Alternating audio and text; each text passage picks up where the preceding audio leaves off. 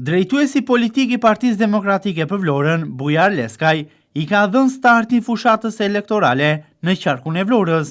Përgjatë të shtunës, Leskaj i shoqërua nga kandidatët për deputet, Romario Meminaj dhe Atir Doxha, si dhe nga kryetari i Partisë Demokratike në Vlorë, Hysni Shara, kanë zhvilluar një takim spontan me banorët e fshatit Cerkovin. Fillimisht ishte planifikuar një vizit, por takimi u shndrua në një bashkëbisedim të hapur me 50 burra të pranishëm. Në këtë takim u prezantua kandidati për zonën, avokati Romario Meminaj. Në fjalën e tij, Bujar Leskaj thekson se Romario Meminaj ka shënuar sukses si në profesionin e tij, po ashtu edhe në angazhimin politik. Leskaj tregon se ky takim ka shënuar dy momente të rëndësishme për mbylljen e sagës së takimeve të zhvilluara nga data 5 janar deri në datën 15 mars dhe njëkohësisht nisjen e fushatës zgjedhore dhe prezantimit të kandidatit Meminaj.